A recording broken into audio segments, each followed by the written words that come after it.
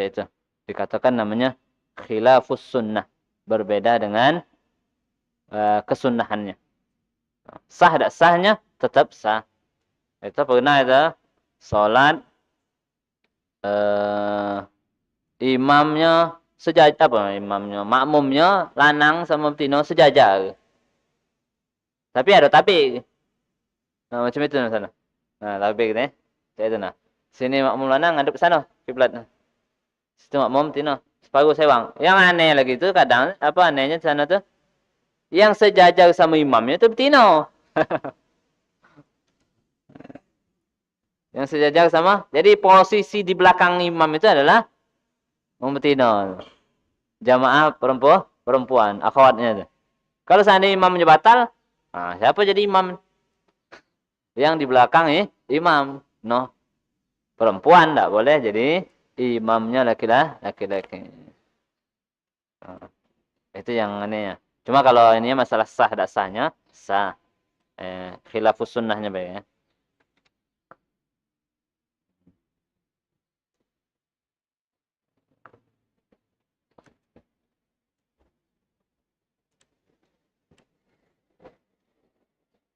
Ada kan? Ya.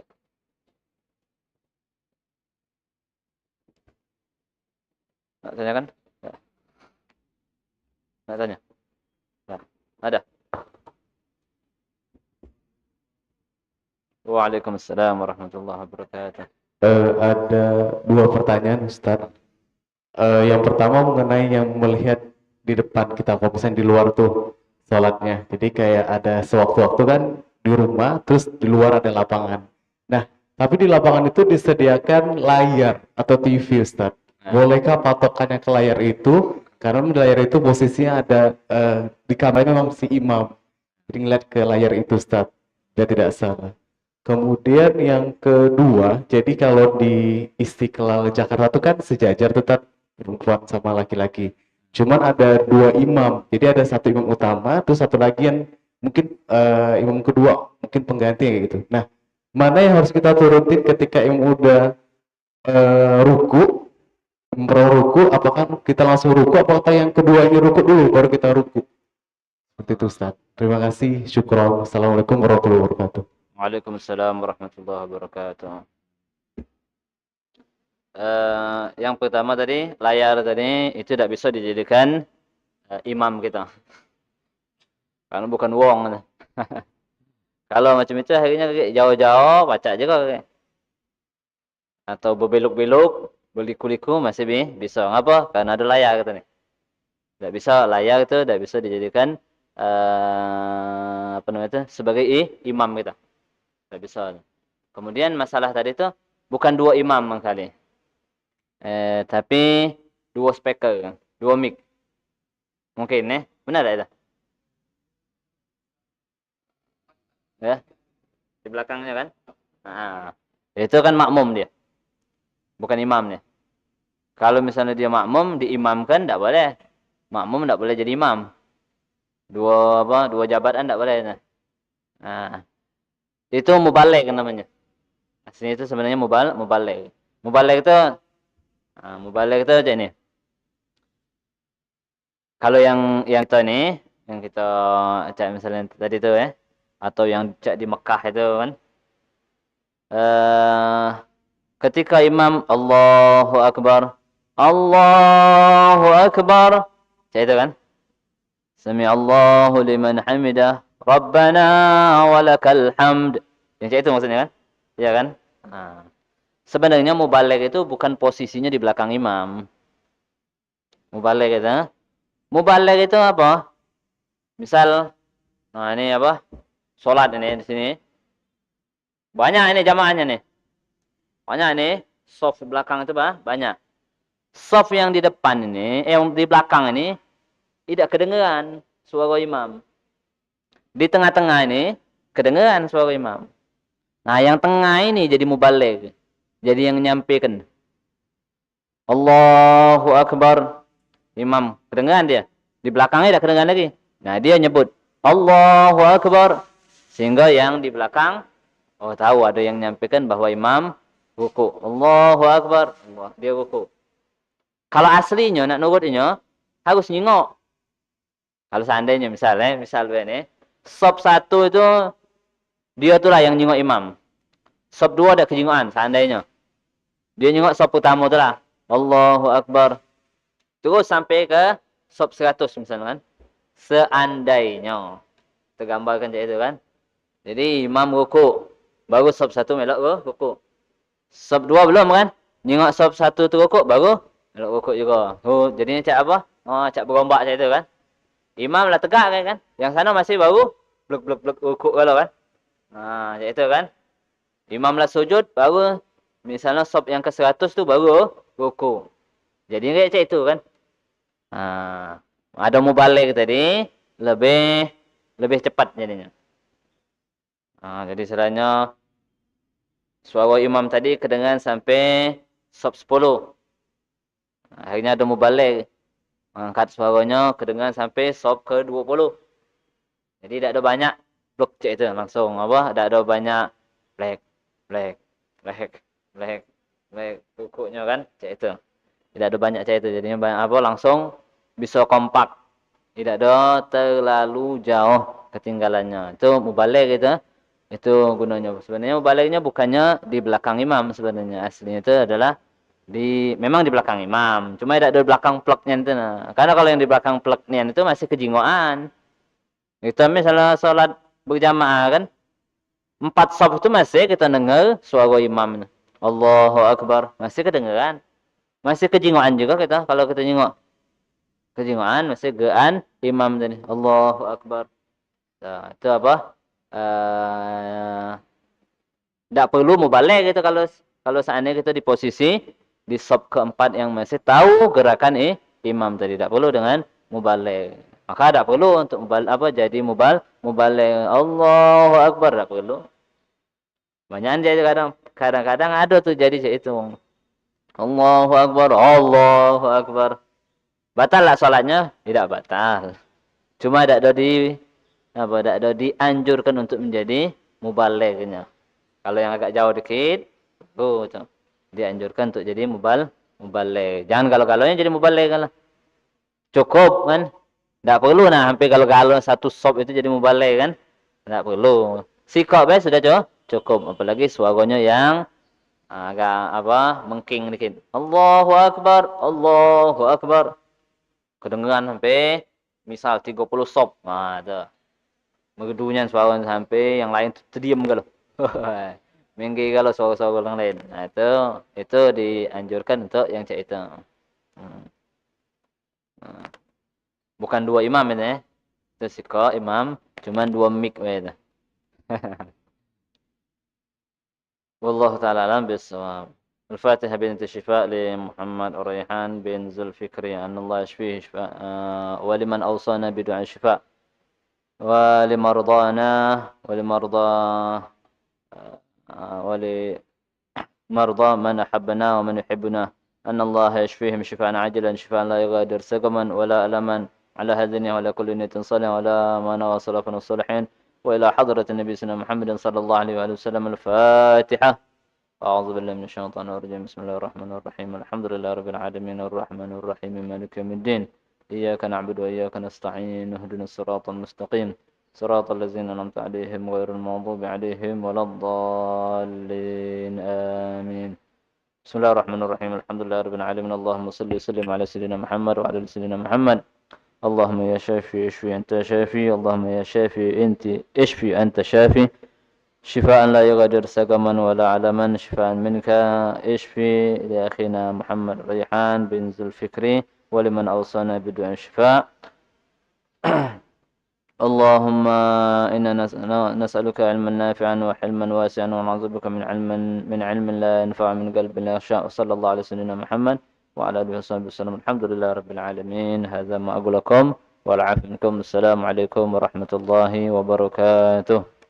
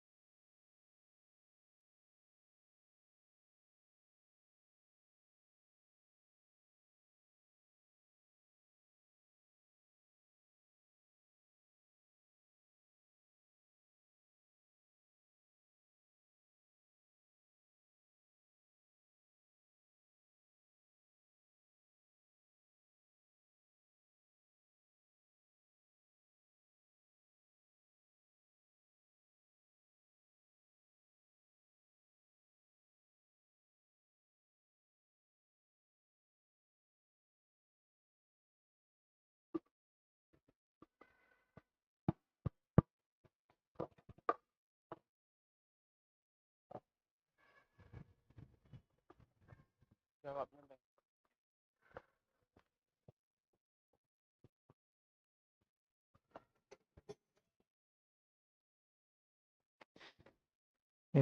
المصطفى محمد صلى الله عليه وسلم وعلى آله وأزواجه وذريته ثم إلى صاحب المولد الضياء من الحبيب عمر بن محمد بن حافظ بن الشيخ أبو بكر الصديق. الفاتحة.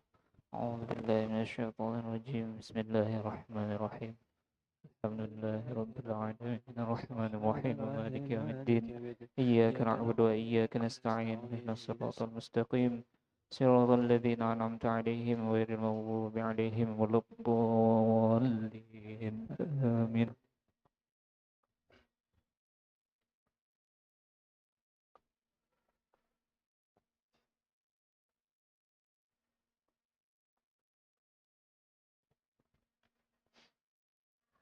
اللهم صل وسلم وبارك عليه وعلى آله صلى الله عليه. يا ربي صل على محمد يا ربي صل عليه وسلم يا ربي صل على محمد يا ربي صل عليه وسلم. يا ربي صل على يا ربي صل على محمد يا ربي صل عليه وسلم. يا ربي صل على محمد على الورى رتبة وأرفع. يا ربي صل على محمد يا ربي صل عليه وسلم. يا ربي صل على محمد أسمى البرايا جاها وأوسع. يا ربي صل على محمد يا ربي صل عليه وسلم. يا ربي صل على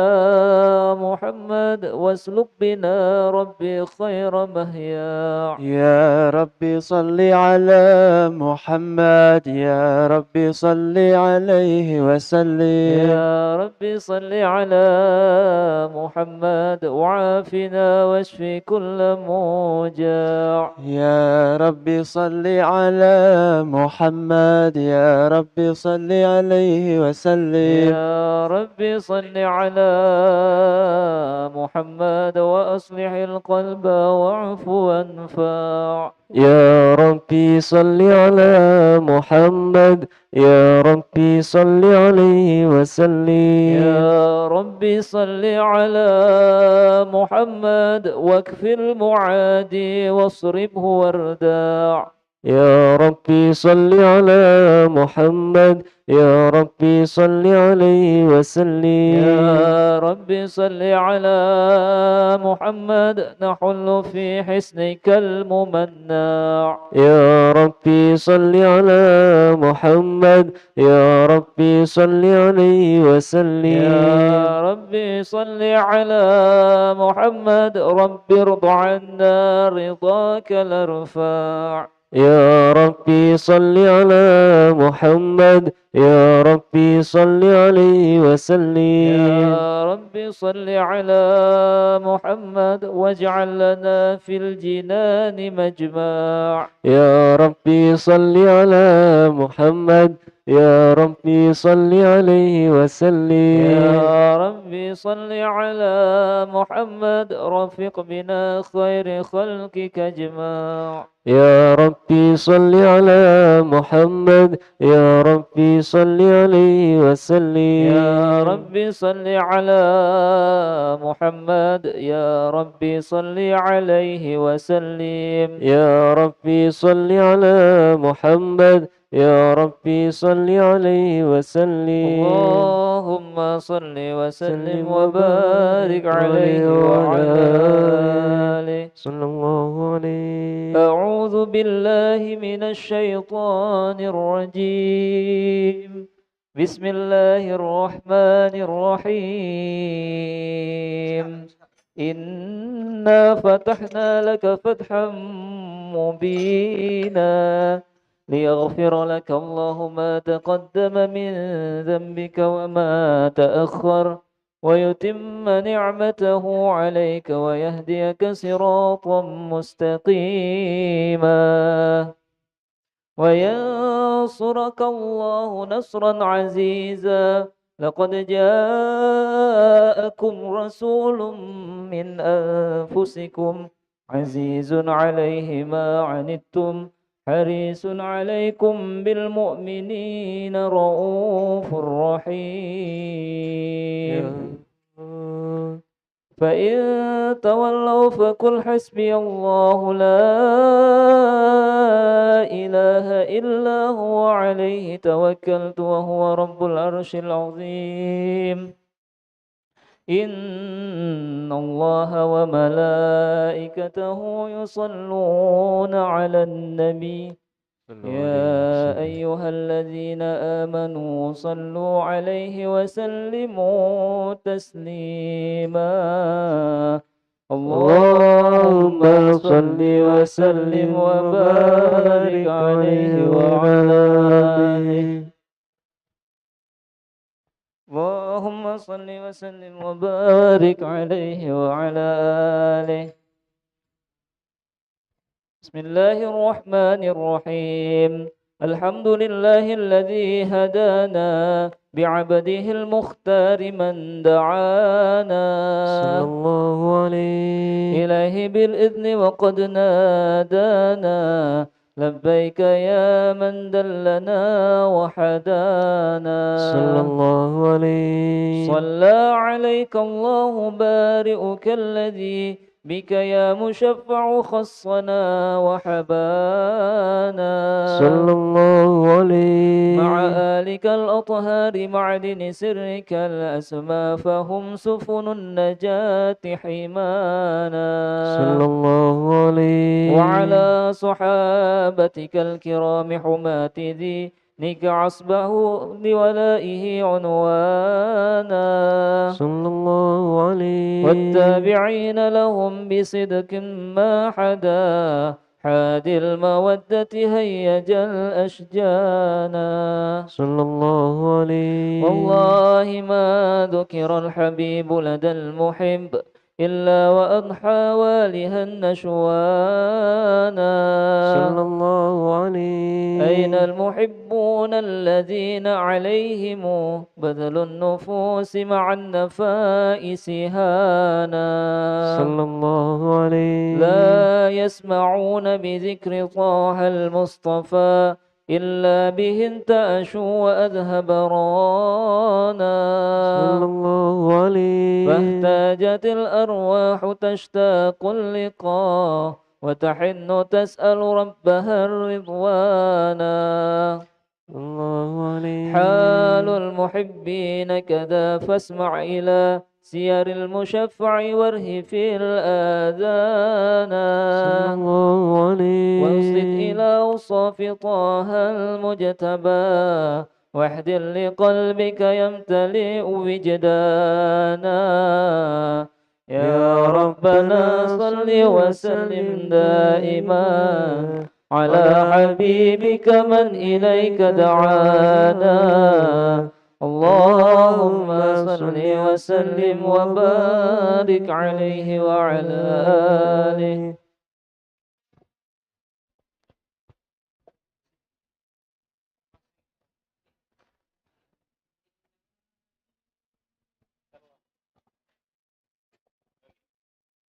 صلوا على النبي محمد اللهم صل وسلم عليه حي الهادي بأجمل ذكرى صلوا معنا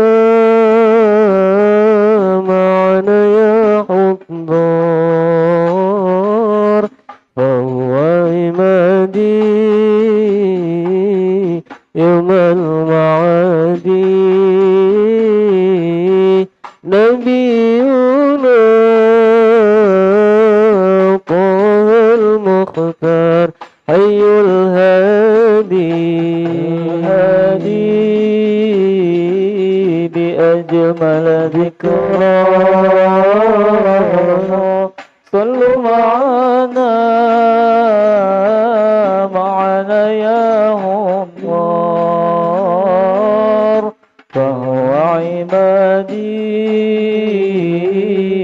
يوم المعاد نبينا طه المختار حي الهادي هذا الذي صار لا إله ثم دنا فتدلى هذا الذي صار لا إله ثم دنا فتدلى فهو عمادي يوم الوعد نبينا طه المختار حي الهادي بأجمل ذكرى صلوا معنا يا غفار فهو عبادي يوم المعاد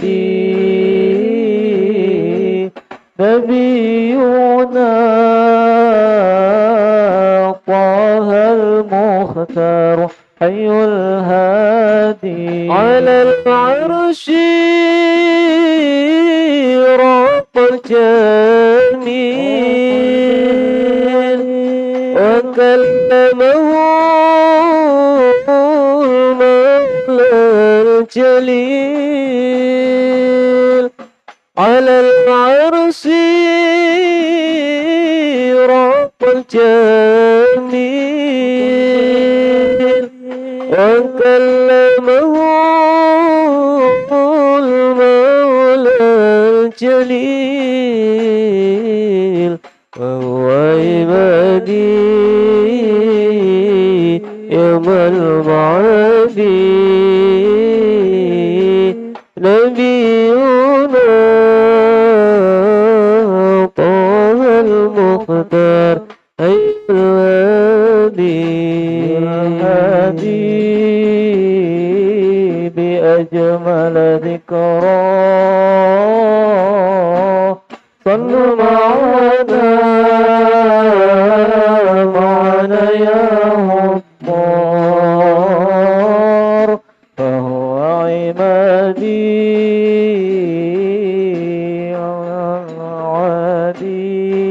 عادي نبينا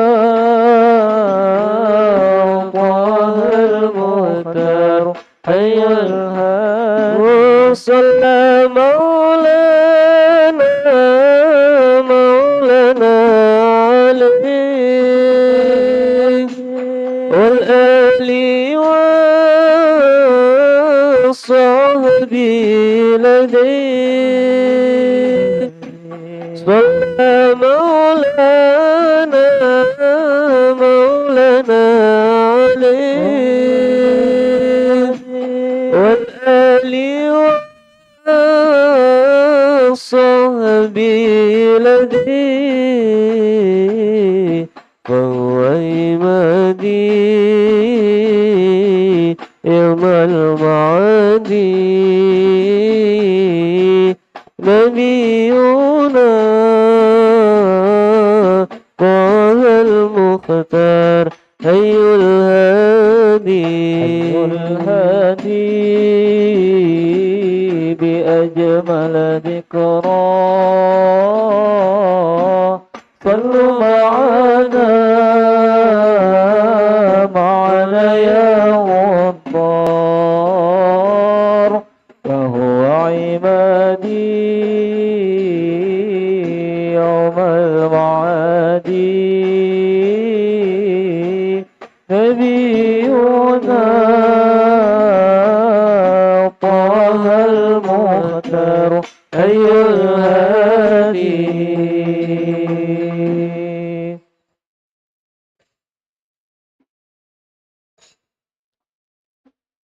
اللهم صل وسلم وبارك عليه وعلى آله.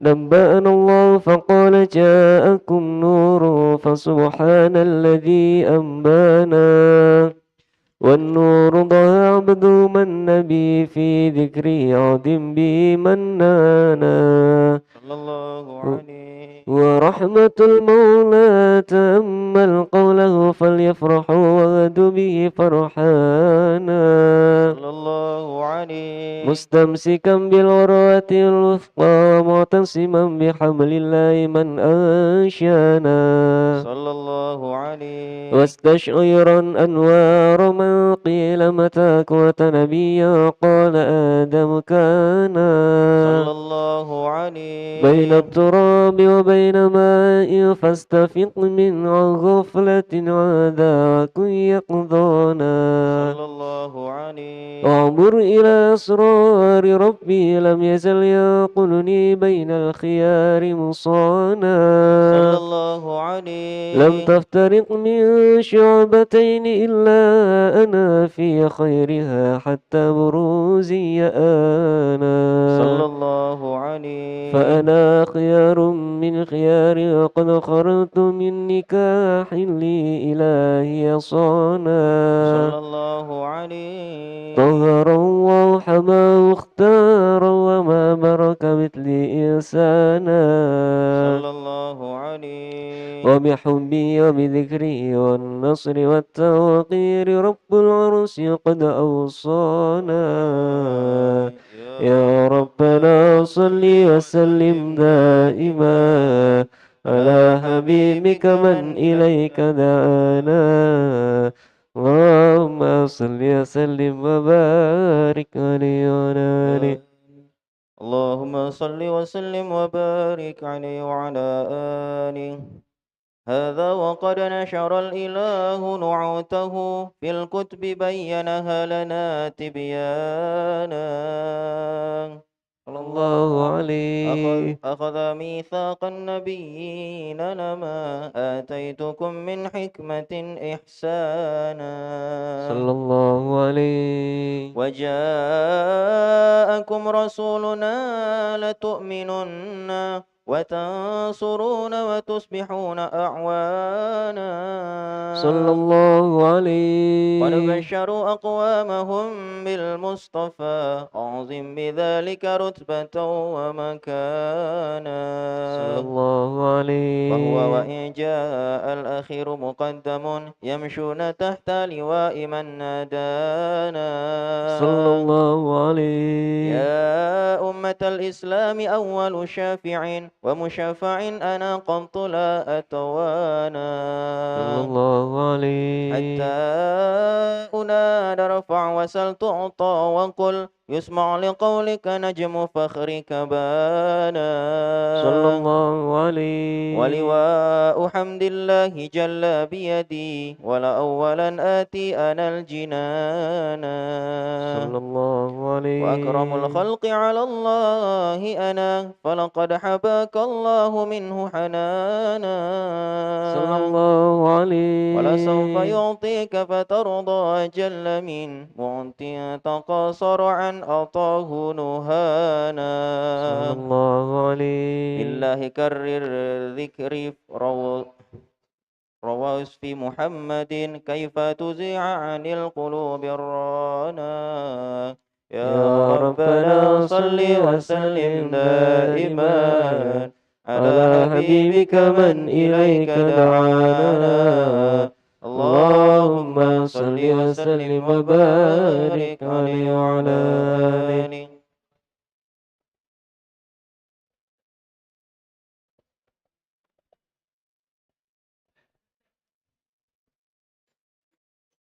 اللهم صل وسلم وبارك عليه وعلى آله. صلى الله عليه. يا ربي يا ربي يا ربي سلمنا يا رب يا رب يا ربي سلمنا يا ربي يا رب يا ربي سلمنا يا رب يا ربي سلمنا يا ربي يا ربي يا ربي سلمنا يا رب يا رب يا ربي سلمنا واختم لنا بكل حالنا واختم لنا في كل حالنا مملوء بالحكمة مملوء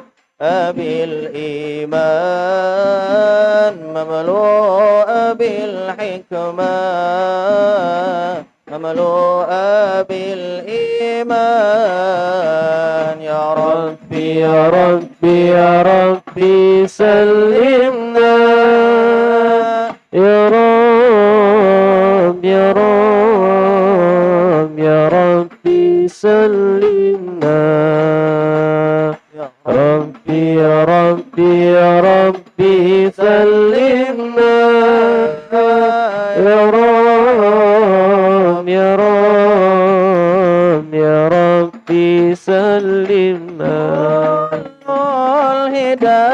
الهداية منك يا الله يا الله أبل للتقوى إليك يا ربي يا ربي كل الهداية منك يا الله يا الله أبل للتقوى إليك يا ربي يا ربي قول قول قول قول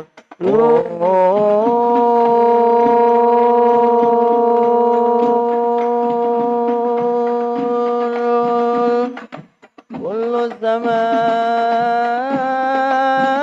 الزمان كل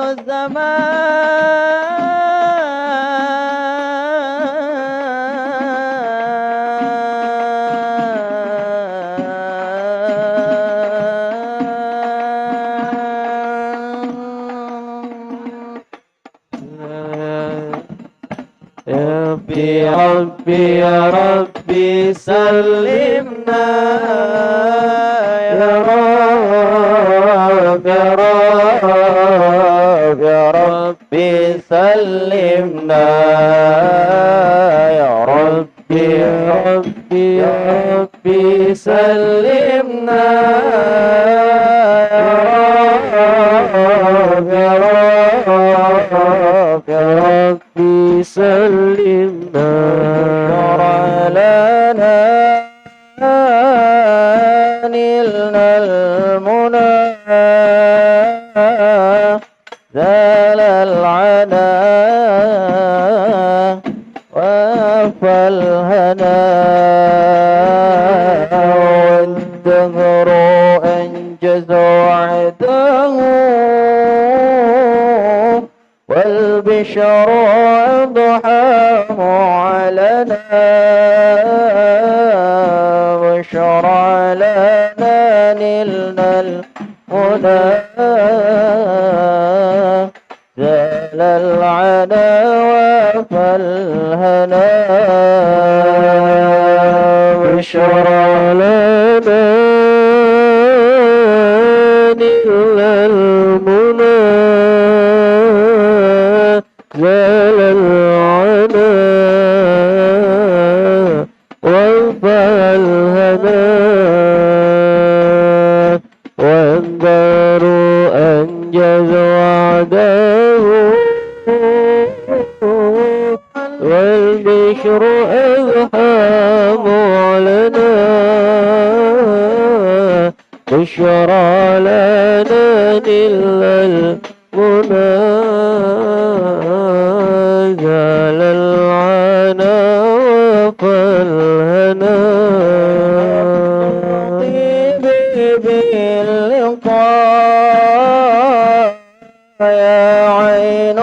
قري أعينا يا نفس تيبي باللقاء يا عين قري أعينا يا جمال المصطفى أنواره لاحت لنا بشرى لنا كل المنى زال العنا وفالهنا والدار أنجز وعزاه والبشر أزحم علنا بشرى لنا نل المنى ذاك العنا وفلنا اللهم صل وسلم وبارك عليه وعلى آله. صلى الله عليه.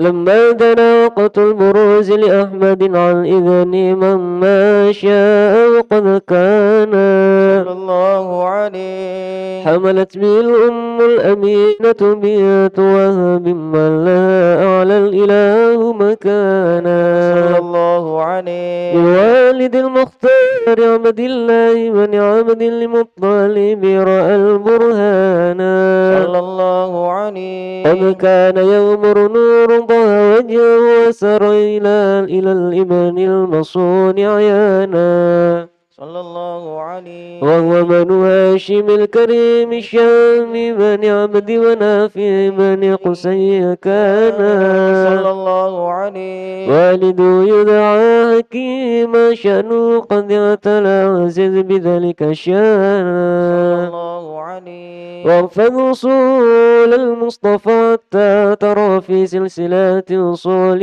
عدنانا صلى الله عليه. فهناك قف واعلم برفي إلى إسماعيل كان للأب معوانا صلى الله عليه. وحينما حملت بي آمنة لم تشك شيئا يأخذ النسوانا صلى الله عليه. وبها أعطى لطوف من رب السماء قصى الأذى والهم والأحزان صلى الله عليه. ورأت كما قد جاء علمت بأن المهيمن شرف الأكوان صلى الله عليه. بالدار ما في بطنها فاستبشرت ودنا المخاض فأترعت رضوانا سبحان الله والحمد لله ولا إله إلا الله والله أكبر سبحان الله الحمد لله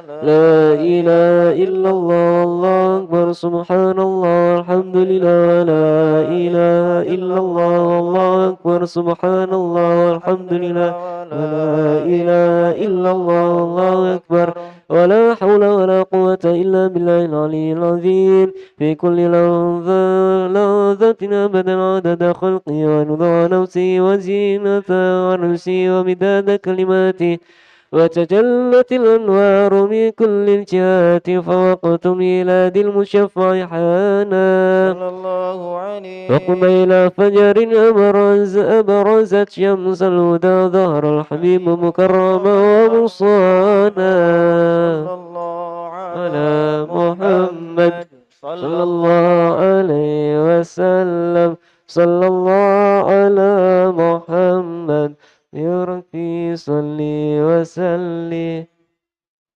يا نبي سلام عليك يا رسول سلام عليك يا حبيب سلام عليك يا رسول الله صلوات الله عليك يا نبي سلام عليك يا رسول سلام عليك يا حبيب السلام عليك يا رسول الله صلوات الله عليك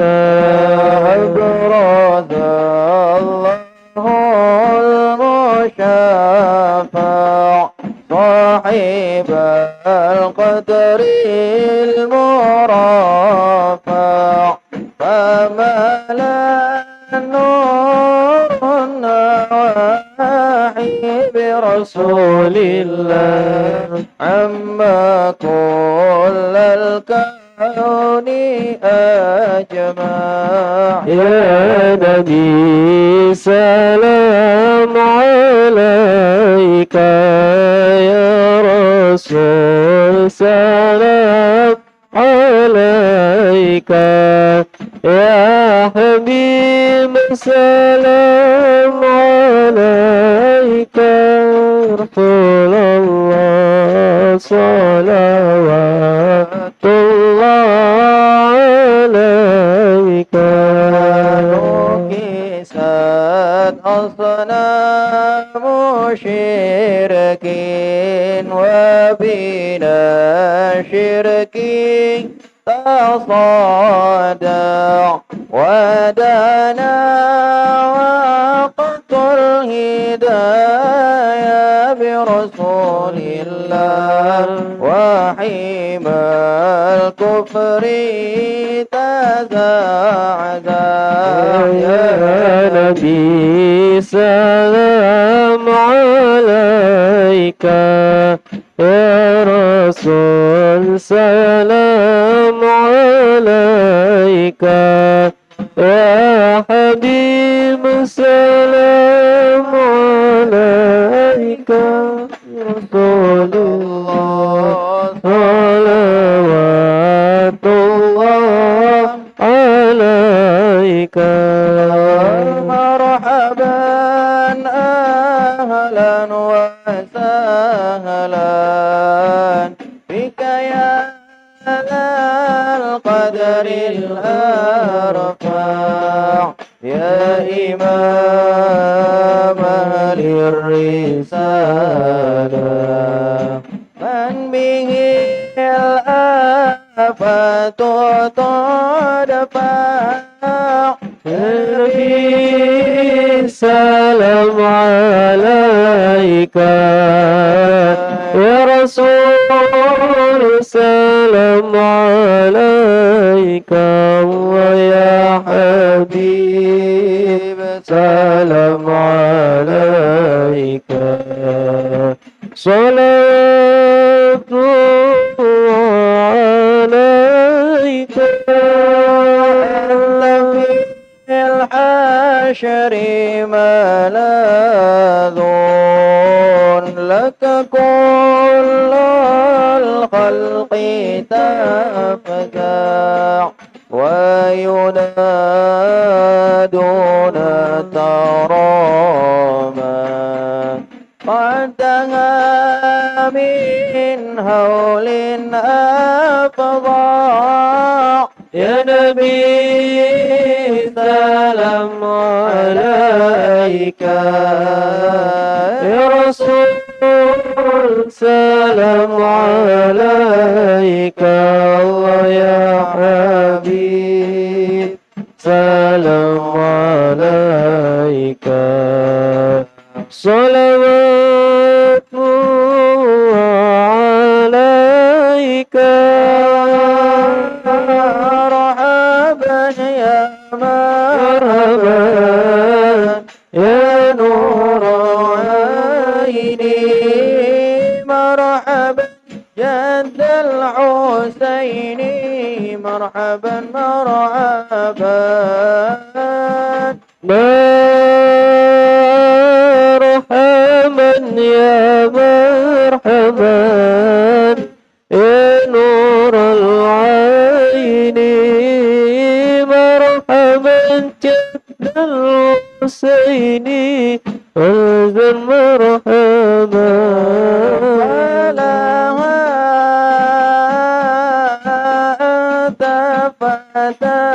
سجود مرحبا مرحبا وتنادى شفاعة الشفاع مرحبا مرحبا مرحبا يا مرحبا ونور العين مرحبا جد الحسين والزن مرحبا عليك الله صلى ما بدا النور وشاع شاع وبك الرحمن نسأل وإله العرش يسمع طلع البدر علينا من ثنيات الوداع وجب الشكر علينا ما دعا لله يا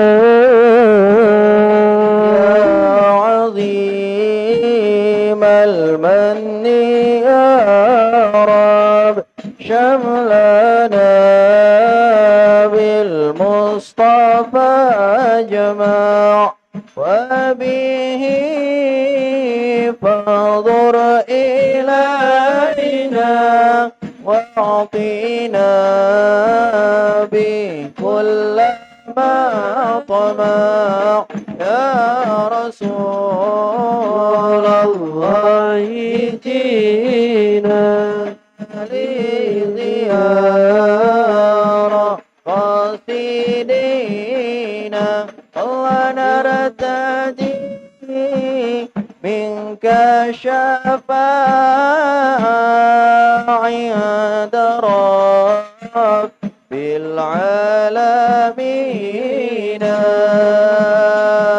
رب اغفر لي ذنوبي يا الله ببركة الهادي المشفع يا الله ربي فاغفر لي ذنوبي يا الله ببركة الهادي المشفع يا الله وكفينا كل البلايا يا الله ودفع الآفات وارفع يا الله ربي فاغفر لي ذنوبي يا الله ببركة الهادي المشفع يا الله يا رب أغيثنا بحيانها طاليهما وختيم العمر بحسنا وحسين العقبى ومرجع صلى الله على محمد مرحبا صلى الله عليه وسلم مرحبا صلى الله على محمد مرحبا صلى الله عليه وسلم مرحبا وصلاة الله تشاء من له الحسن تجمع أحمد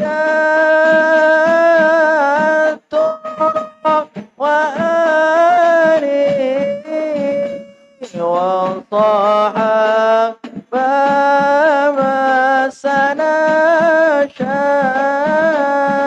صلى الله على محمد مرحبا صلى الله عليه وسلم مرحبا صلى الله على محمد مرحبا يا ربي صل عليه وسلم مرحبا.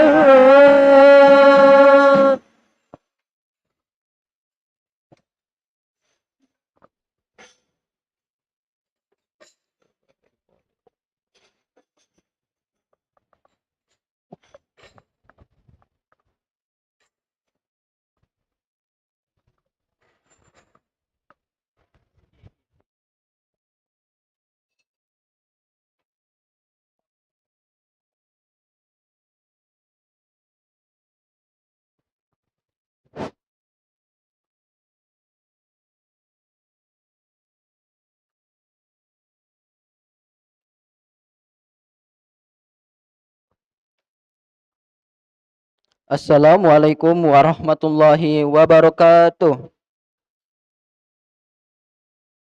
Alhamdulillahirabbil alamin wassalatu wassalamu ala asrofil anbiya'i wal mursalin wa ala alihi wa sahbihi ajmain, amma ba'du. Hadirin sahabat Irma Palembang dan pemirsa live streaming Irma yang dirahmati oleh Allah Subhanahu wa taala.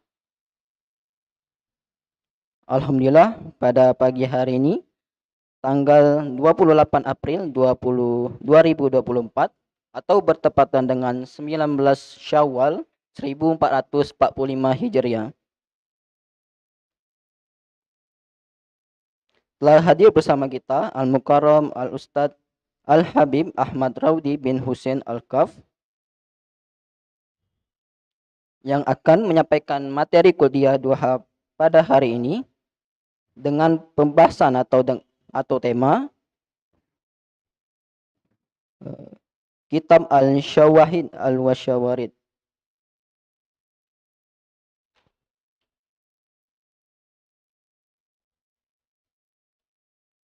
Sebelum kita memulai acara pada pagi hari ini, ada baiknya kita membaca umul kitab suratul Fatihah.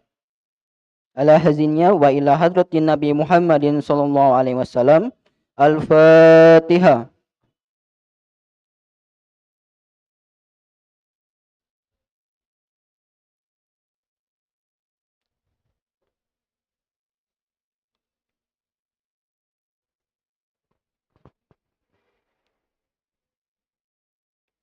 Kami himbau kepada para sahabat Irma bahwasanya di akhir nanti akan ada sesi tanya jawab dan bagi ikhwan yang ingin bertanya dipersilakan mengangkat tangan, dan bagi akhwat yang ingin bertanya dipersilakan untuk menulis pertanyaan di kertas lembar. Baiklah, marilah bersama-sama kita dengarkan materi kuliah duha yang akan disampaikan oleh Al-Mukarram Al-Habib Ahmad Raudi bin Husain Al-Kaf. Kepada Al-Ustadz kami persilakan. Sallu ala Nabi Muhammad.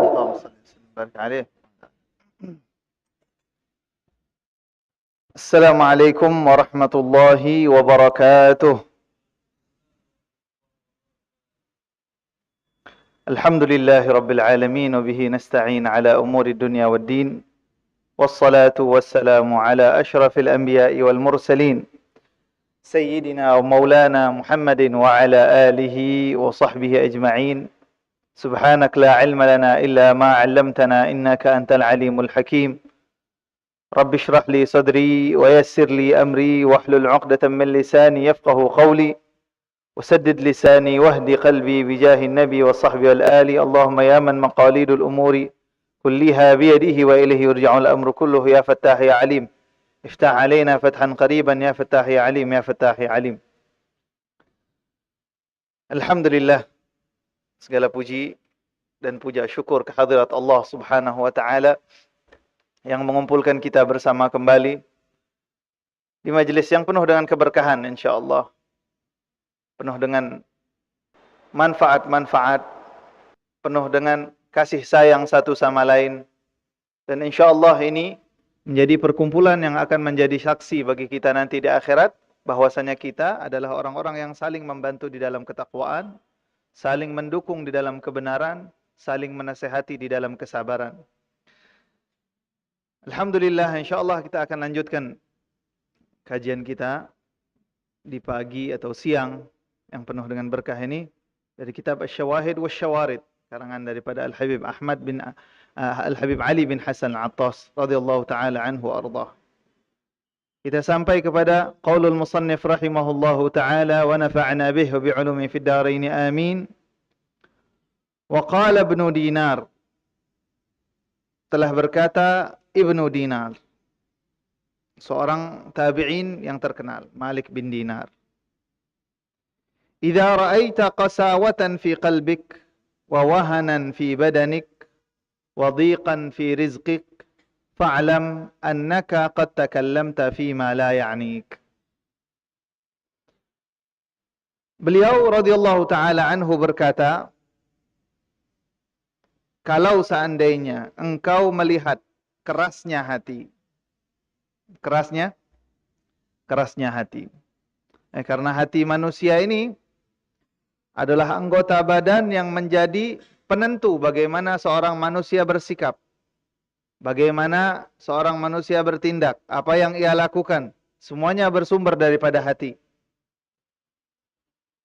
Kalau seandainya hati sudah keras, kata beliau, hati itu ada hati yang lembut, ada hati yang keras. Bahkan di Al-Quran diumpamakan hati-hati yang keras itu seperti apa? Kal hijarati au ashadda qaswah au ashaddu qaswah. Seperti batu atau lebih keras lagi dari batu. Wa inna minal hijarati lama yatafajjaru minhul anhar. Kalau seandainya perbandingan antara hati dengan batu, terkadang hati itu ada yang kerasnya sama seperti batu atau lebih. Kenapa dibilang lebih? Karena kalau kita lihat batu itu sebagiannya ada yang bisa memancarkan mata air. Tapi kalau hati yang keras, itu tidak bisa menghasilkan apa-apa. Hati yang keras ini ditandai pertama dengan susahnya nangis. Sulit untuk menangisi dosa. Itu tanda bahwasanya hati kita sudah keras. Bukan nangis karena nonton, bukan nangis karena hal-hal yang sepele, ya. Karena tapi nangis karena dosa. Atau nangis mengenang masa lalu yang kita habiskan dengan cuma-cuma misalnya. Karena habisnya umur itu adalah penyebab seseorang menangis yang seharusnya paling kuat. Karena umur adalah modal. Kalau modal hilang tanpa hasil, kita nangis. Sedangkan kalau seandainya umur kita bertambah tanpa mendekatkan diri kita kepada Allah, kita tidak pernah nangis. Atau kita melakukan kesalahan, kita tidak pernah nangis. Kita melakukan hal-hal bodoh dulu, itu tidak pernah kita sesalkan. Bahkan sekarang kita jadikan cerita kebanggaan misalnya. Sebagian orang itu, mereka tidak lagi melakukan hal-hal yang jelek. Mereka tidak lagi melakukan hal-hal yang bodoh atau maksiat kepada Allah Subhanahu wa taala, tapi cerita masa lalunya itu masih dijadikan kebanggaan bagi dia. Bukan justru disesali dan ditutup, dikubur dalam-dalam. Ini menandakan bahwasanya hati yang dia miliki sudah mulai keras. Dan hati ini sebagaimana yang kita jelaskan tadi adalah kunci daripada gerak-gerik manusia, tindak tanduknya. Kata baginda Nabi Muhammad sallallahu alaihi wasallam, "Ala wa inna fil jasadi mudghah." Ketahuilah bahwasanya di badan manusia itu ada satu gumpal daging atau satu gumpal darah. Idza saluhat saluha sairul jasad. Kalau seandainya bagus, maka badan akan bagus. Bagus apanya? Tindak tanduknya bagus, perbuatannya bagus, akhlaknya bagus, tutur katanya bagus. Semua yang dikeluarkan daripada jasmani tersebut akan menjadi bagus. Wa idza fasadat, kalau seandainya rusak segumpal daging tadi atau segumpal darah tadi, fasada sairul jasad, maka seluruh tubuh akan rusak. Rusak tingkah lakunya, rusak tutur katanya, rusak pemikirannya, ya rusak cara dia bergaul dan semuanya. Nah, ini adalah suatu hal yang bisa menjadikan seseorang terpuruk di dalam kehidupannya. Apa itu? Kerasnya hati. Kadang seseorang itu memiliki hati yang baik secara sosial tapi keras secara agama. Maksudnya seperti ini. Kalau secara sosial dia cepat luluh. Kalau seandainya lihat orang minta-minta, dia kasihan. Kalau seandainya orang minta bantu, dia kasihan. Nah, ini adalah hati yang lembut sebetulnya. Akan tetapi karena lama dia tidak mendengarkan ilmu, itu juga bisa keras. Kata Sayyidina Al-Hasan Al-Basri, hati itu sama seperti ruh. Atau hati itu sama seperti badan kita. Badan kita kalau 3 hari nggak dikasih makan, lemes, tidak berdaya, tidak bisa apa-apa. Nah, begitu juga ruh kita. Kalau seandainya selama 3 hari tidak pernah mendengar ilmu, selama 3 hari tidak pernah disirami oleh nasihat-nasihat, makanya saling menasehati atau mendengarkan nasihat dan memberikan nasihat ini termasuk salah satu yang menjamin seseorang daripada kegagalan, kan? Termasuk salah satu daripada yang menjamin seseorang daripada kerugian. Karena menyelamatkan orang. Dan kita diselamatkan dengan mendengarkan nasihat. Walhasil kata beliau, idza ra'aita qasawatan fi qalbik, kalau seandainya engkau melihat keras di dalam hatimu. Wa wahanan fi badanik, dan juga lemah di dalam jasmanimu. Lemah di sini lemah di dalam berbuat baik. Ya, bukan lemah di gym. Bukan lemah pada saat main futsal, bukan. Lemah di dalam berbuat baik. Nah, itu yang menandakan kekuatan di dalam badan adalah bahwasanya badan tersebut gampang untuk dibuat baik. Karena hanya kekuatan itu yang mendatangkan manfaat. Kalau kekuatan yang lain itu manfaatnya duniawi. Kekuatan yang lain manfaatnya itu duniawi. Oh, kuat ngangkat apa namanya? Barbel, barbel ya. Kuat ngangkat barbel misalnya. Itu kekuatan jasmani. Manfaatnya manfaat untuk jasmani dunia saja. Tapi kalau kuat rukuk sujud, kuat rukuk sujud. Nah, ini enggak semua orang sanggup. Anak-anak muda seperti kita ini susah diajak rukuk sujud. Oh, tapi kalau seandainya suruh joget-joget yang kayak cacing kepanasan itu, sanggup berjam-jam deh. Sanggup berjam-jam. Tapi kalau suruh rukuk sujud dengan gerakan yang penuh dengan hormat kepada Allah Subhanahu wa taala, itu sulit. Nah, ini lemah yang seperti itu yang dijelaskan oleh beliau. Lemah di dalam badanmu. Wadhiqan fi rizqik, dan juga sempit di dalam rizkimu. Nah, rizkinya sempit. Kalau punya tujuan apa-apa, punya bisnis apa-apa, susah tembus. Kalau dagang, dagangnya enggak laku-laku. Kalau seandainya dia investasi, investasinya gagal. Itu rezeki dunia. Atau kalau seandainya dia cari teman, temannya dapat yang jelek terus. Ini rezeki di dalam hubungan. Rezeki itu jangan selalu diartikan rezeki materi. Rezeki itu adalah kesehatan kita. Rezeki dari Allah Subhanahu wa taala. Orang-orang di sekitar kita, rezeki dari Allah Subhanahu wa taala. Orang tua kita, umurnya dipanjangkan oleh Allah, itu adalah rezeki dari Allah Subhanahu wa taala. Nah, rezekinya itu sempit. Enggak ada baik-baiknya hidupnya.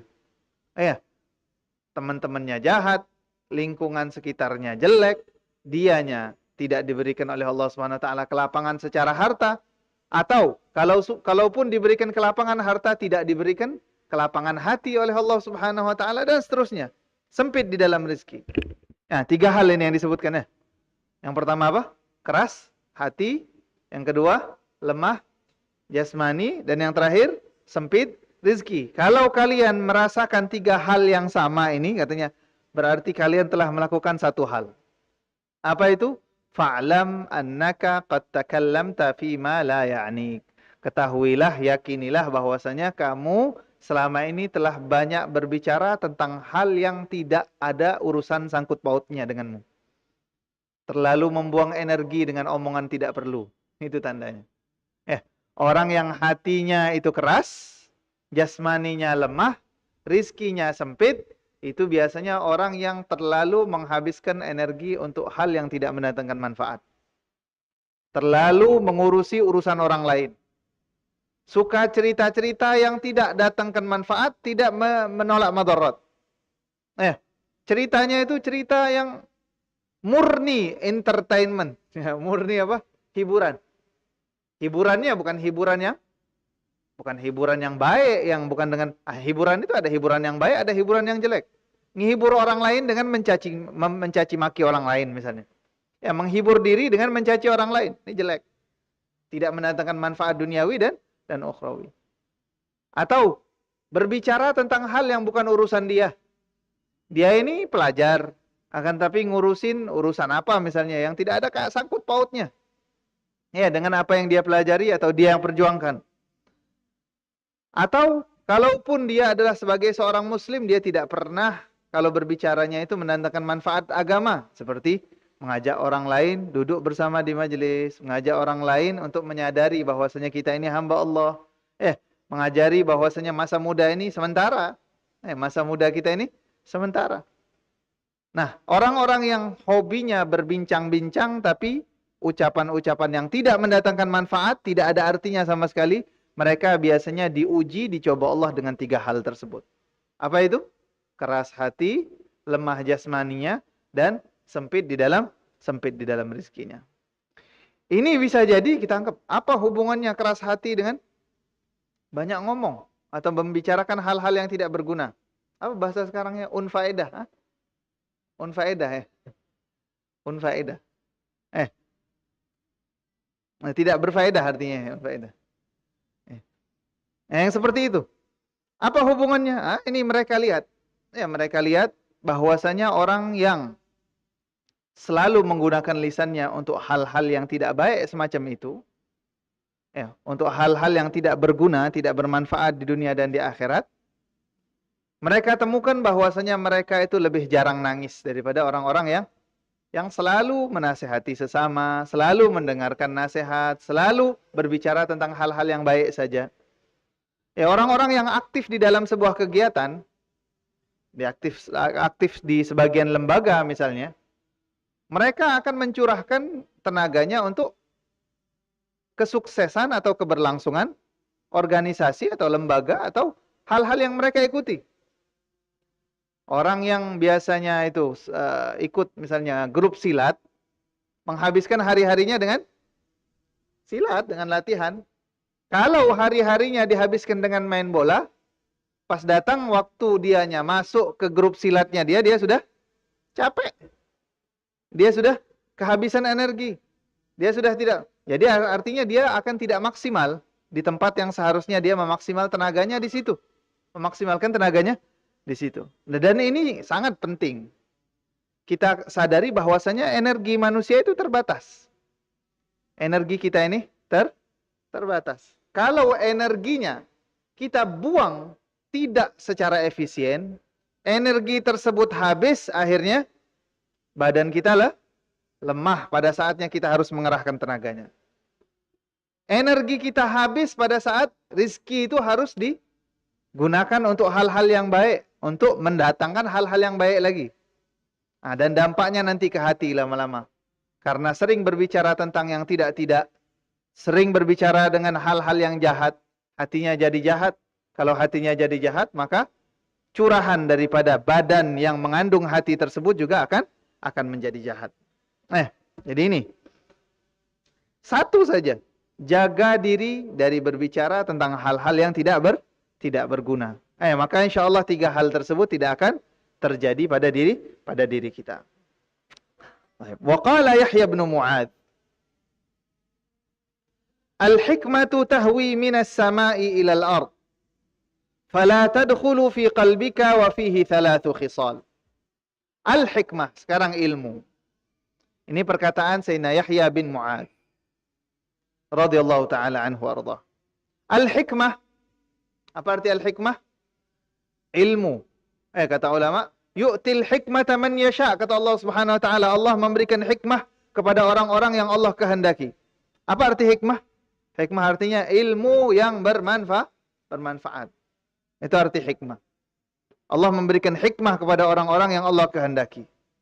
Nah, pada saat hikmah tersebut turun dari langit ke muka bumi, kata beliau, maka jangan pernah harap hikmah tersebut akan mampir di hati seseorang yang punya tiga sifat. Fala tadkhulu fi qalbik, maka hikmah tidak akan mampir di hatimu, tidak akan masuk ke hatimu, dan di hatimu ada menyimpan 3 perkara. Yang pertama, ar-rukunu ila dunya. Terlalu nyaman dengan dunia. Terlalu nyaman dengan apa yang kita rasakan sekarang. Wa hammu ghadin, dan terlalu ambisius tentang hari esok. Rizki besok maksudnya ya. Terlalu nyaman dengan hari ini dan terlalu khawatir dengan urusan besok. Orang yang nyaman dengan hari ini tidak akan berusaha. Dan orang yang terlalu memikirkan hari besok, dia akan melupakan hari ini. Dan itu menjadikan dia jauh daripada hikmah yang Allah Subhanahu wa taala turunkan dari langit. Itu yang pertama. Yang kedua, wa hasadun nas. Dengki dan iri kepada orang lain. Ngurusin urusan orang lain terus. Kalau seandainya ada yang baru nikah, yang diurusin orang yang nikahan terus, bukan ngurusin dirinya sendiri. Kalau seandainya ada yang baru lulusan, misalnya lulus daripada kuliahnya, lulus daripada sekolahnya dan seterusnya, yang diurusin kawannya terus. Dia lupa bahwasanya dia juga sedang sekolah ini. Besok ada ujian atau besok ada apa? Tugas. Lupa dia. Dia ngurusin temennya aja. Kalau seandainya ada orang lain, motornya baru ganti, ngurusin motor orang terus. Ngurusin motor orang terus. Kalau ada temennya yang sedang baru buka bisnis, yang diurusin bisnis orang terus.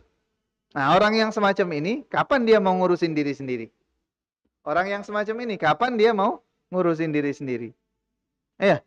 Tuba liman syaghalahu uyubu nafsihi an uyubi ghairih, dikatakan. Sungguh beruntung orang-orang yang tahu kekurangan dirinya sehingga dia lupa kekurangan orang lain. Artinya dia sadar betul nih, saya ini lagi kurang, ngapain ngurusin orang lain? Ngapain ngelihat nikmat orang lain? Urusin saja nikmat yang ada pada diri sendiri. Karena mengurusi nikmat orang lain terkadang mengurangi kadar nikmat atau keberhargaan nikmat yang kita miliki sekarang. Kalau kita terlalu mengurusi nikmat orang lain, itu nikmat yang seharusnya kita syukuri, kita lupakan. Contohnya, orang dikasih sehat sama Allah Subhanahu wa taala. Jantungnya normal, paru-parunya sehat, badannya alhamdulillah, nggak ada lumpuh, nggak ada apa segala macam. Ketemu dengan temennya yang keluar dari gym, istiqomah dia nge-gym. Badannya keker, tinggi, keker. Pokoknya badannya bagus. Minder dia akhirnya nih. Minder. Padahal siapa tahu ini yang keker ini sedang sakit paru-paru. Yang keker ini, karena dia banyak ngerokok misalnya, dia menggunakan asap-asap yang nggak jelas itu ya. Badannya keker tapi dia sakit paru-paru. Yang satu ini nggak punya otot. Nggak punya otot. Badannya biasa-biasa saja, normal, flat, datar. Megang badan dia sama megang papan sama ya. Nggak ada bentuk-bentuknya. Dibilang proporsional, nggak terlalu gemuk, agak kegemukan. Atau dibilang nggak terlalu kurus, bagian ceking masuknya ceking. Tapi sehat. Jantungnya bagus, paru-parunya bagus, matanya bagus. Segala macam yang dia miliki semuanya bagus. Nah, kita ngurusin badan orang lain. Badannya bagus banget ini. Lupa. Oh, duduk sama dia ini minder. Jadi nggak enak, serba nggak enak. Itu karena apa?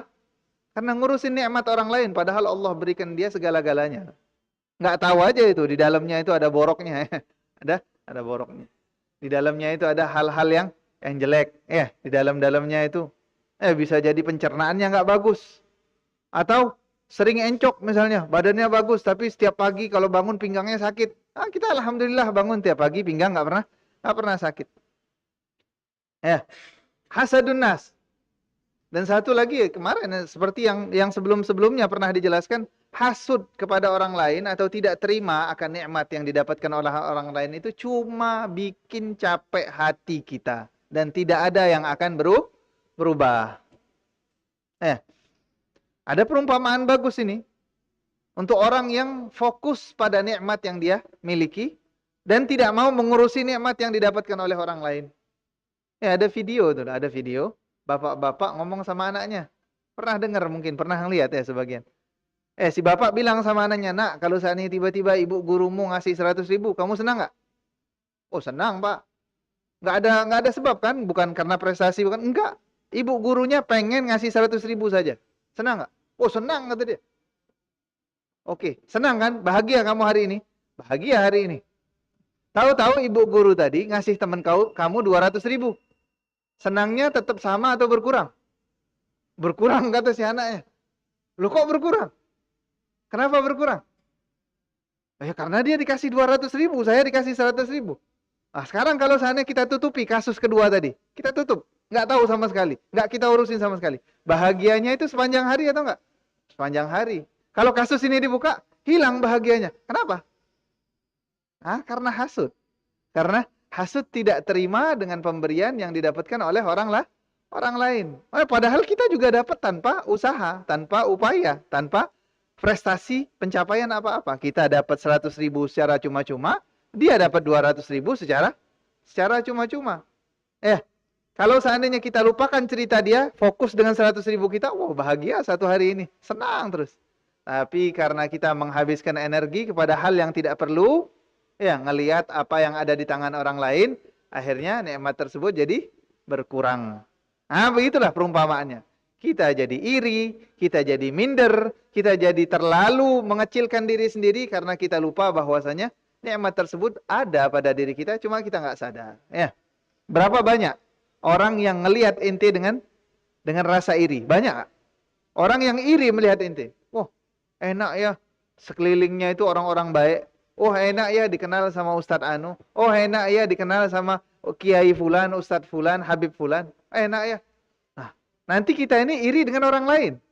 Iri dengan orang lain. Dan itu menyebabkan nikmat yang seharusnya menjadikan kita bahagia jadi hilang. Dan ini juga penyebab bahwasanya hikmah yang turun dari langit ke bumi itu tidak masuk kepada hati kita. Itu yang kedua tuh. Yang pertama tadi terlalu nyaman dengan dunia dan terlalu memikirkan hari esok. Dan yang kedua apa? Yang kedua hasud kepada orang-orang lain. Dan yang ketiga, lagi-lagi sama nih, yang ketiga. Yang ketiga hubbul fudul minal kalam, suka sama omongan yang enggak perlu. Suka sama omongan yang enggak perlu. Suka sama omongan yang enggak perlu. Sebagian orang itu dibayar untuk berbicara bukan untuk memberikan manfaat, cuman untuk bikin ketawa. Sebagian orang. Ini pekerjaan yang enggak bagus. Karena yang paling bahaya dari anggota badan kita itu lidah. Yang paling berbahaya dari anggota badan kita untuk orang lain itu lidah. Lidah itu bisa bunuh orang. Lidah itu bisa bunuh orang, bisa menghidupkan orang. Orang yang sudah mati semangatnya bisa dihidupkan dengan lidah lagi. Orang yang sakit sudah menyerah bisa hidup lagi dengan lidah. Tapi orang yang pekerjaannya itu mengandalkan lidah, apalagi dengan cara yang tidak bagus, maka ini adalah pekerjaan yang paling berbahaya. Pekerjaan yang paling bukan berbahaya secara dunia, enggak, berbahaya di akhirat.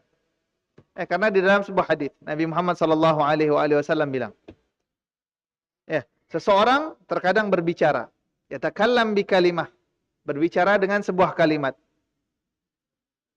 Dengan kalimat tersebut dia terjerumus, dia terjun ke api neraka. Dengan satu kalimat yang dia ucapkan tersebut.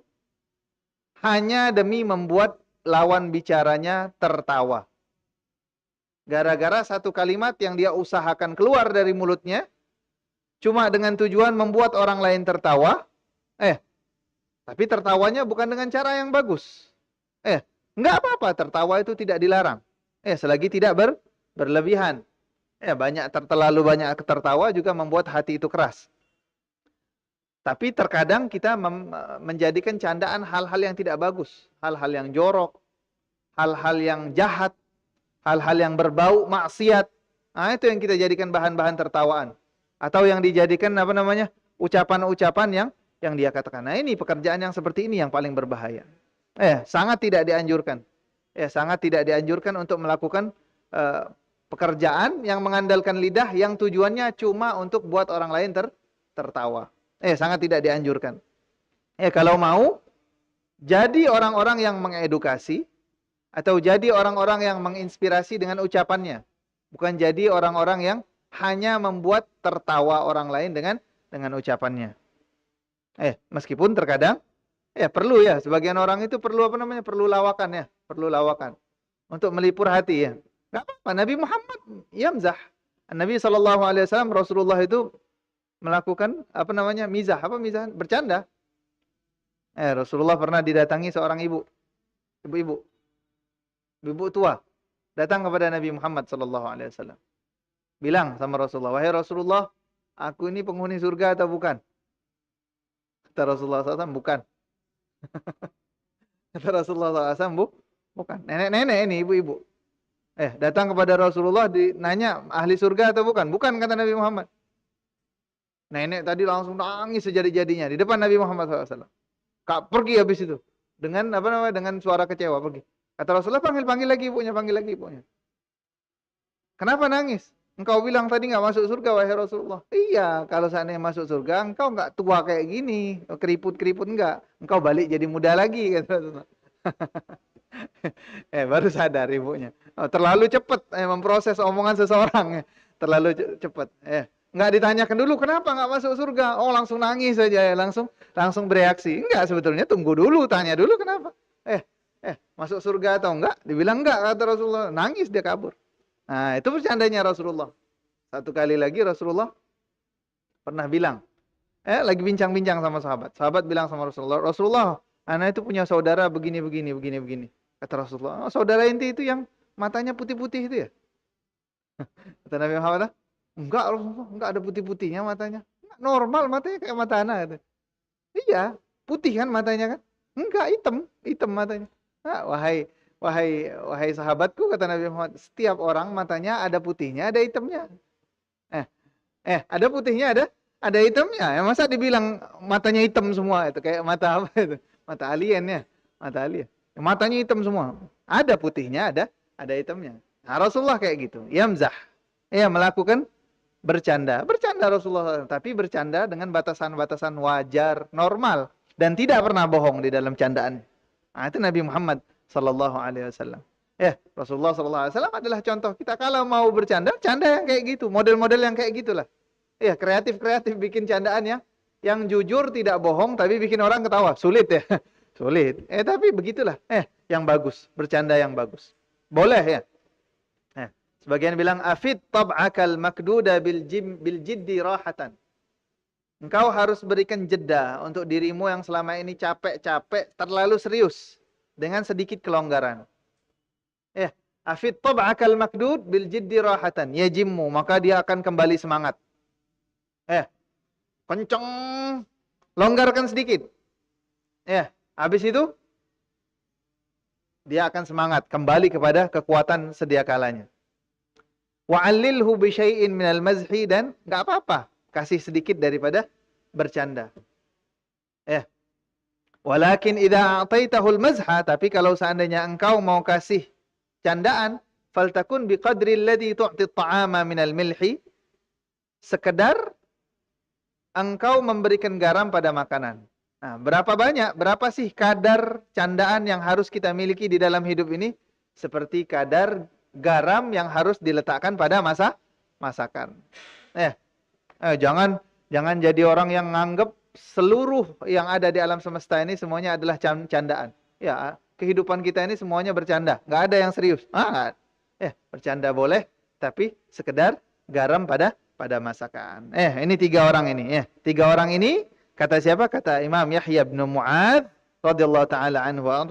Beliau mengatakan bahwasanya orang yang memiliki 3 kriteria ini tidak akan mendapatkan hikmah di dalam hatinya. Hikmah di sini yang dimaksud adalah ilmu yang bermanfaat, ilmu yang bermanfaat untuk akhirat dan dunianya. Ya. Jadi apa tadi? Yang pertama, terlalu nyaman dengan dunia dan terlalu memikirkan hari esok.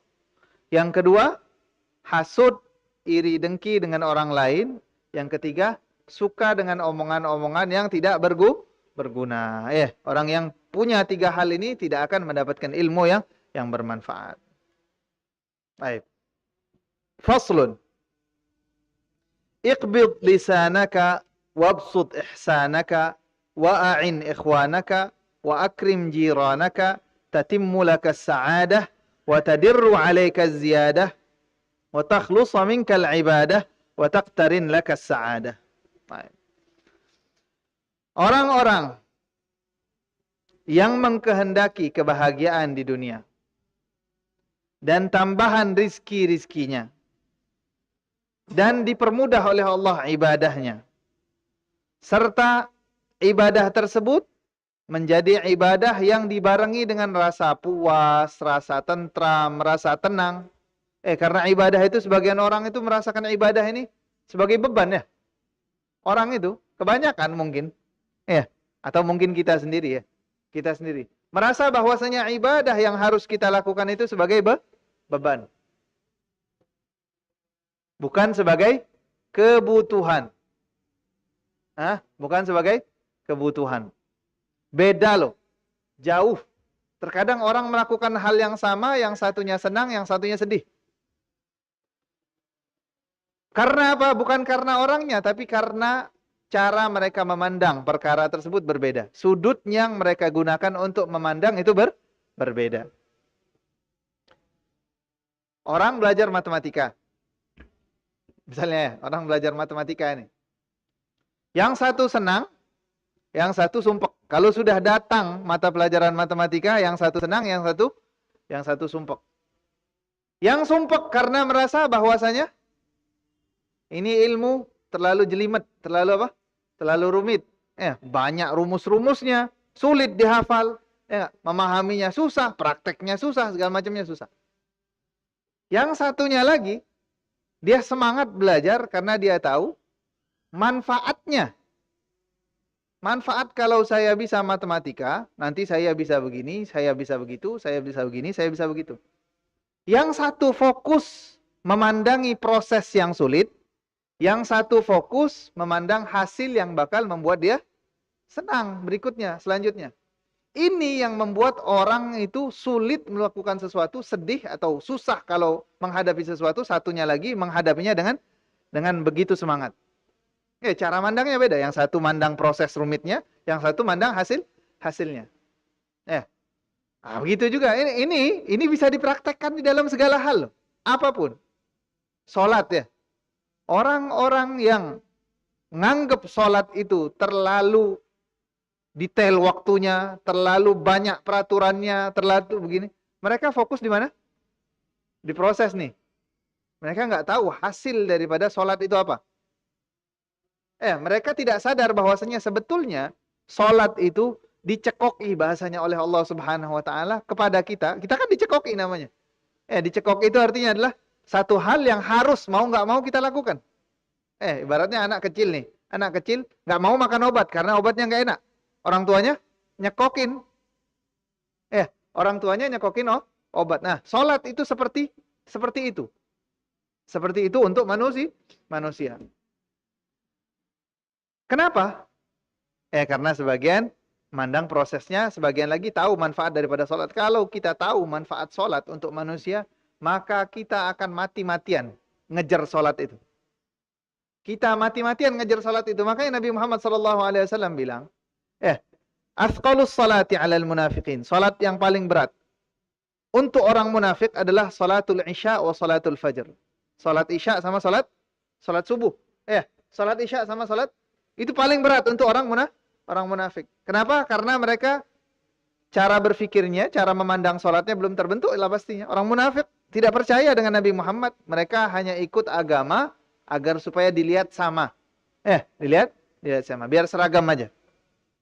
Kata Nabi Muhammad selanjutnya, "Lau ya'lamuna ma fihima." Kalau mereka tahu apa manfaat yang mereka dapatkan dengan salat isya dan subuh berjamaah, la atauhuma walau habwan, mereka akan datang salat isya dan subuh walaupun harus merangkak. Nah, bayangkan ini. Ini sama seperti yang tadi tuh. Satu orang, saking dia tahu manfaat matematikanya, nggak cukup pelajaran matematika di sekolah, dia les lagi. Dia datang lagi, dia perdalam lagi. Yang satunya lagi, pelajaran matematikanya sudah diwajibkan, tapi nggak dipelajari. Nah, begitu juga nih sholat. Sholat sudah dicekok oleh Allah Subhanahu Wa Taala, tapi tetap kita berat melaksanakannya. Yang satunya lagi, mereka itu berusaha sholat, walaupun sholat yang tidak diwajibkan oleh Allah Subhanahu Wa Taala. Sholat 5 waktu, itu makanan sehari-hari. Ditambahi lagi qobliyah, ba'diyah, ditambahi lagi sholat duha, ditambahi lagi witir nggak pernah tinggal, ditambahi lagi tahajudnya. Itu orang yang tahu manfaat sholat. Nah, untuk tahu manfaat sholat perlu belajar. Bahwasanya Allah Subhanahu Wa Taala bilang, inna salata tanha 'anil fahsya'i wal munkar. Orang yang sulit lepas dari syahwatnya, orang yang sulit lepas dari perbuatan kejinya, obatnya adalah sholat. Obatnya sholat. Jangan macam-macam. Sholat itu luar biasa hebatnya. Sholat itu luar biasa hebat. Manfaatnya banyak. Itu satu manfaat. Manfaat yang lainnya, Allah Subhanahu Wa Taala bilang, wasta'inu bis sabri was salah. Kalau butuh bantuan, kalau butuh dukungan, maka ambil 2 hal yang bisa menjadi bantuan bagi kita semua. Apa itu? Yang pertama, sabar. Yang kedua, sholat. Sholat ini bisa jadi media untuk menenangkan jiwa, menenteramkan hati, sama seperti yang didapatkan oleh orang-orang yang meditasi. Orang sekarang itu lebih percaya sama mentor-mentor meditasinya daripada sama Tuhan. Kalau mentor meditasinya bilang, kita tuh sehari pagi-pagi tuh harus duduk tenang, nggak mikirkan apa-apa selama setengah jam. Diam dia selama setengah jam. Mau dia. Kenapa? Karena itu bisa mendatangkan ketenangan jiwa katanya. Percaya dia kan? Percaya. Tapi Allah bilang bahwasanya orang yang sholat itu akan tenang. Ala bidzikrillahi tatmainnul qulub. Hanya dengan mengingat Allah, kita akan memiliki hati yang tenang. Kalau dimaksimalkan atau diusahakan agar supaya sholat tadi terjadi betul-betul dengan sukarela. Datangnya itu betul-betul kita mau. Betul-betul dengan persiapan. Betul-betul dengan cara yang diajarkan baginda Nabi Muhammad SAW. Kebaikan dunia dan akhirat itu akan terselesaikan, akan didapatkan oleh orang tersebut. Cuma kita tidak tahu. Makanya nggak heran ini kalau seandainya ulama-ulama dulu, para aulia wassalihin, mereka itu bilang, ahlul laili fi lailihim aladzu min ahlil lahwi fi lahwihim. Orang yang hobinya sholat malam di malam-malamnya mereka itu lebih lezat yang mereka rasakan daripada orang-orang yang hobinya itu maksiat di malam-malam. Orang yang pergi ke tempat-tempat kotor, tempat-tempat hiburan-hiburan malam, mereka merasakan kelezatan duniawi kan? Nah, sebetulnya kelezatan yang tersimpan di balik sholat malam itu lebih lezat dari itu. Tapi kita belum merasakannya. Harus dipaksakan terlebih dahulu ya. Harus dipaksakan terlebih dahulu. Nah, barang siapa yang ingin kebaikan-kebaikan tersebut, kata beliau, iqbid lisanak. Tahan lidah. Wabsut ihsanak. Selalulah berusaha untuk menebar kebaikan. Wa'ain ikhwanak. Selalu berusaha untuk membantu teman-temanmu. Wa akrim jiranak. Dan muliakanlah tetanggamu. Ini kunci kebahagiaan. Apa tadi kata beliau? Yang pertama, menahan lidah. Yang kedua, menebar kebaikan.